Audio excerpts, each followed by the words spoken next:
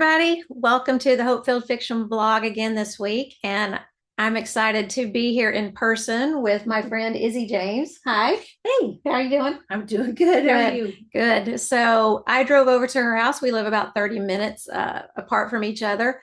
And you can't see it, but right out there in front of us is a gorgeous water view. So if we look distracted, a little bit. That might be why it's so beautiful and the sun shining and glistening off the water. So we'll try to focus and give you some information. I want you to meet Izzy, learn a little bit about who she is and her writing and her book that's coming up in November. So first of all, I just want you to introduce yourself, if you will, tell just a little bit about you, if you want to talk about your family, whatever you want to share about you. Okay. So my name is Elizabeth, but my pen name is Izzy James.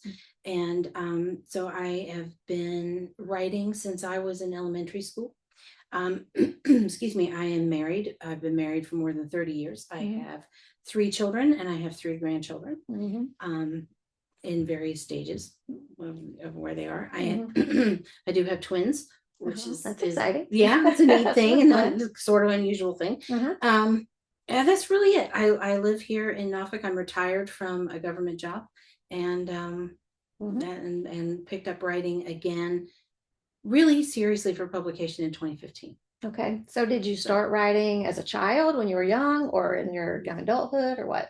I started writing in elementary school and I wrote plays. I went through a really neat elementary school, small parochial. And so every Christmas and every Easter, and so there were always little plays and we were allowed to put them on and I wrote them. I wrote little plays and they got enacted with my friends and stuff. And we did so. And then as I progressed through junior high school, I did the same. Not so much in high school. In high school, it was a troubling time and things sort of fell off.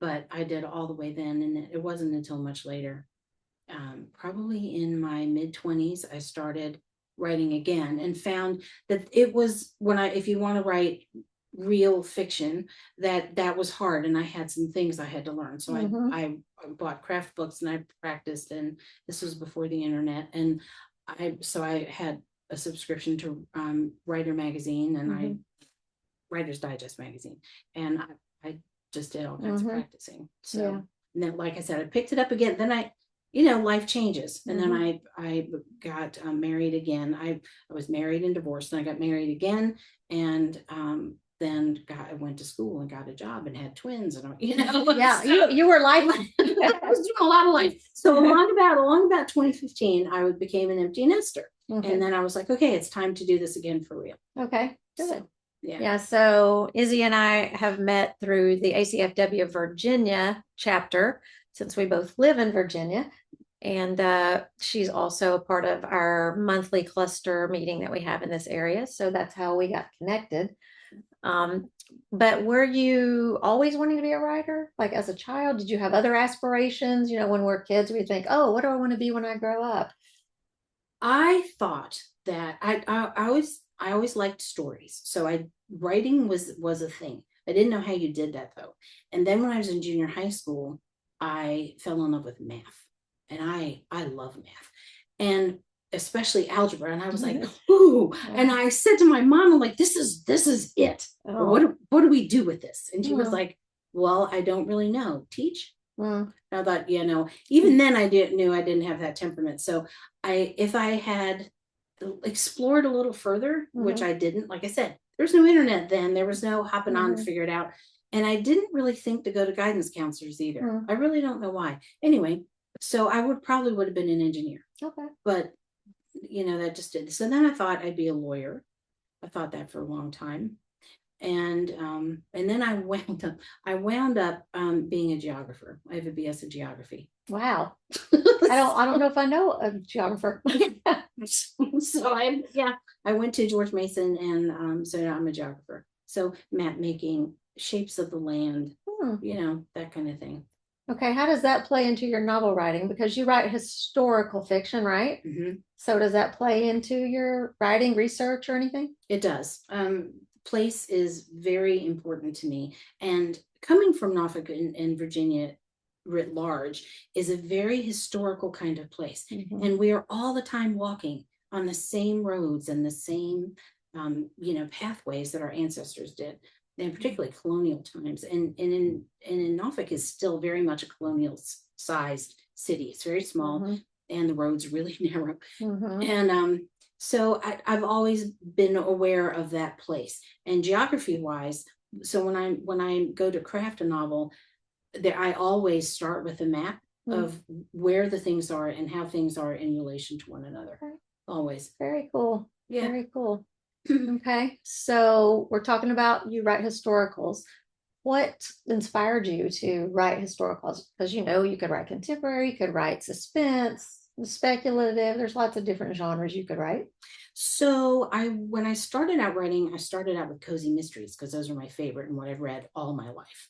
And same thing, those are very location oriented and stuff. And then, but the other thing is historical. I always read them and always fascinated by the way things worked before and the way things were before. Okay. Cultures of previous times and stuff like that. So I always do reading in that area anyway. And growing up around here where you can, drive by the Francis Land House, or you could go by the Moses Myers house, or you can go by where the Cannonball is at St. Paul's. It's something that I'm aware of, and it's around me all the time. And so when I started to write, that's what just first came to me. And the first one, my first historical, came to me almost formed. Just the characters just came right out, and it does take place here in Norfolk. So I know a lot of the historicals that I read are based on an actual event that happened in history, and the writers will, talk about that event and bring fiction into it, but it's based on a true event. Are your books like that, or are they just completely fiction? No, they are like that. I use a backdrop of history that's real, and then I put fictional characters in there. And I also try to bring in other kinds of technical things that I didn't know about. In The Shopkeeper's Widow, which I published in 2018, showers were coming out. In 1760, there were actual showers. And there were a few people. You get the idea when you see stuff on TV or when you read them that people then were just really dirty, and that's not true. They cleaned themselves, and there were new inventions of stuff like that all the time. So I'm always looking for how people were doing things at the time, alongside the just lost my thought where they were. They're in the Road Home, which is my book that came out in March. She is a weaver, and she is so she has sheep, and so I got to learn about how sheep, the merino wools that we use nowadays, that are much finer than what homespun was at that time. They were around, and they were in Spain, but we didn't get them in this country a little later than in my novel. So I do that. So so there are real things going on. The opening of the Wilderness Road is what is the backdrop of that one. It's the opening of the Wilderness Road from Virginia to Kentucky, and there a massive migration went on starting in 1776 into Kentucky. So I've used that as a backdrop, and then the techie part would be about the sheep and how they got here and stuff like that. Sheep are very interesting. I know I just got back from a retreat with our ladies from church. We're planning for 2025 for our women's ministry. And for our retreat next year, we're going to talk about Psalm 23 and about the sheep. And we did a lot of sheep talk over that week and searching for sheep things on Amazon and stuff. So it's kind of cool to hear you bring up sheep today. So it's just another confirmation for us that, we're like sheep, right? Yep. Yeah. Some good stuff. So let's talk a little bit about the book that we're promoting on my blog this week. It's coming out November 12th. What's the title? It's called The Heart of Liberty. Okay. And I have a digital cover. There it is. There's a digital cover. Can you see that? Here, let me hold it up here. All right. So there you go. Yep. So it's number 8 in the Hearts of the West series. I'm in that it's an anthology. Okay. And they're novella anthologies, and it's with there's a bunch of us. Penny Zeller and Madison Carlin and Tracy Lyons and me and Edwina Kiernan and Rachel Good, I think. Anyway, I don't want to mispronounce anybody's name. So there's 15 of them, and I'm number 8. Okay. So it's a small town, grumpy sunshine redemption story out on takes place in Wyoming, 1875, and it's about basically a former gunman who has been hiding there out in the prairies, and a young woman doctor who was, and there were women doctors in 1875, not a lot of them, there were some, and she homesteads out there, and he knows, so when the story opens, he has already been saved. Like he's actually a descendant of one of my characters from the road home. So it's several generations down, but he comes from a line of preachers, and so he has walked away, but he came back when he needed help. He went back, and that's all been resolved, but he's still dealing with the consequences and how he feels about that. And he has to get back from letting those images play in his mind all the time to moving on to the next thing that God has for him. And is this a romance? Always, right? Always. Yeah, that's what I write. Gotta have that little love story. Yeah, well, I like to happily ever after. Yeah, we need those, don't we? Yeah, I like them to get resolved happily. So do you want to talk a little bit about the characters, maybe how you come up with their names, or a character that may have been difficult for you to write, or one that was easier to write? So my characters, some of them are easier than others. So in this particular book, the easiest one to write was the male guy, the man. His name is Clay, and he just sort of came to me, and he was easy to write. I could hear his voice the whole time. Alice, on the other hand, was a little harder, and that's not always the case. But I wanted to make sure that she wasn't enabling bad behavior, and he's a bit of a Darcy kind of guy, right? Like he doesn't, when he talks to her, it's not terribly nice.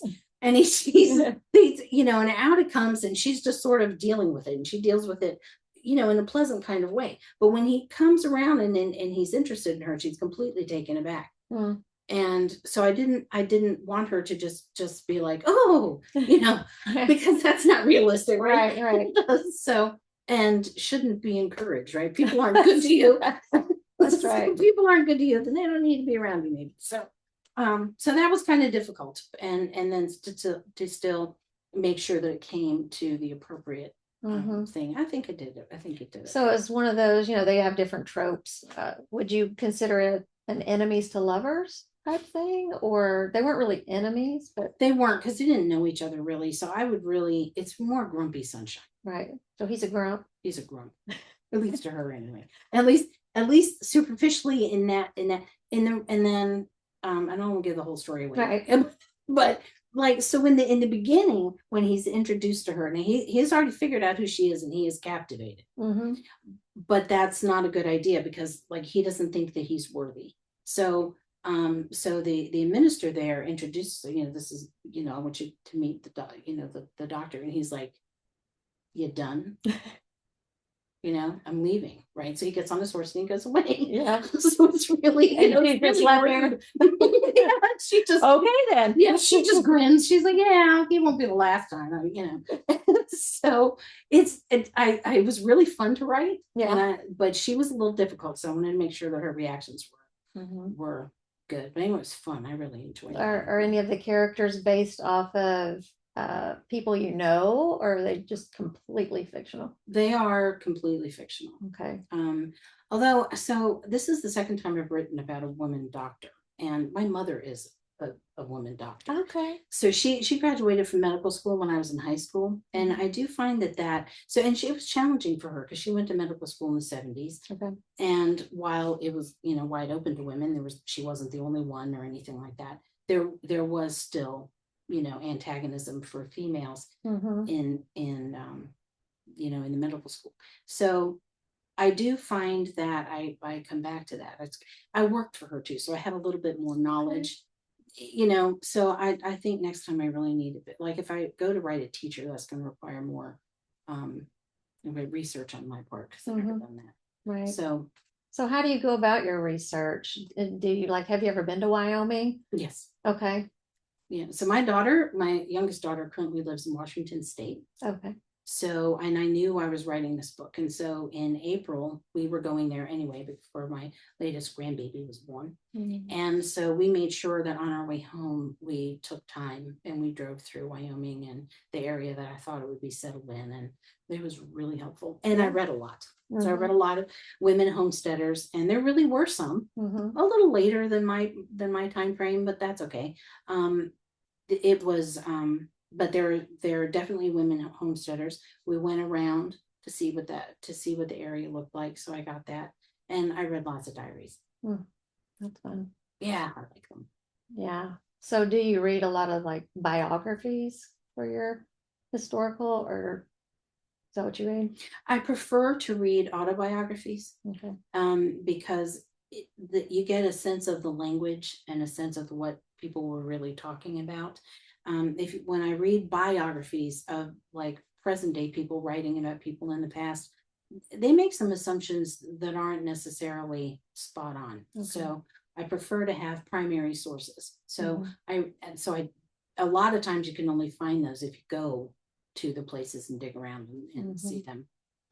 So I do that, and that's how my research goes. I will travel to the place and I pick up as many autobiographical stuff that I can. Okay. So, my blog is all about hope-filled fiction, and I like to focus on hope. How do you bring hope and Christ into your stories without being preachy? I hope I'm not preachy. But I'll tell you, I would rather fall on the preachy side than not. So I always make sure that in my world that I create, that God is always a part of that, and not in a judgmental kind of way. The people that populate my towns are Christian people for the most part. So it comes naturally. It comes naturally. The people and usually my characters are not that, they're not lost like that. Okay. They're not, they are that doesn't mean that there's not hard things. But I think Christian people deal with hard things. Yeah, absolutely. So I don't typically write about non-Christians coming to faith. I have, but I don't typically. Usually I have got Christian people who are dealing with something, and and maybe they've forgotten, or maybe they learn something new, but the basis is always a Christian worldview. And I think historically that's more accurate anyway.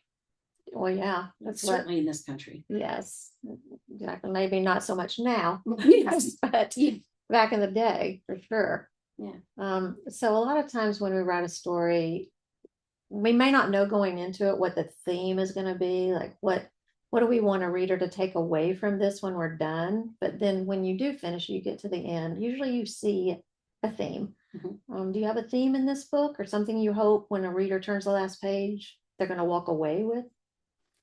I hope so. Yeah. I hope that when people walk away from this one, they will know that when God forgives you, when God forgives, God forgets. And that means it doesn't necessarily, we don't forget, right? It doesn't necessarily mean that we forget, but it's okay for us to forgive ourselves too and move on into joy. And I think a lot of times, I really believe that the stamp of the devil is guilt. And when we stick in guilt, then we're just thinking about ourselves and what we did and how we did and why we did. And I really think we have to move past that to get to what God would have for us the next thing. Because we have to be able to be ready to help others and to walk with him to the next thing. And if we're still cycling around whatever horrible thing it was that we did, then we don't get there. Right. So that's what I hope. So is the character in the book dealing with guilt that they're trying to overcome so they can move on? Yeah. Yeah. It was a horrible accident. And he has to get, and he knows he's been forgiven, right? That's on paper, but but he doesn't feel that way. And feelings are feelings, Right. and they're powerful. Yeah, I think that that's a message that I think most of us can relate to. I have a lot of guilt from raising my kids and making mistakes, and hindsight, they say, is 2020. Yeah. And it definitely is. If I could go back and change some things, I definitely would. Yeah, me for too. sure. You learn a lot as you get older. Yeah, if only we could know then what we know now and raise our kids when we have that greater knowledge. It would be great, but I don't have the energy now. So I know. I've said so many times. So a couple of our young grandkids are living in our house right now.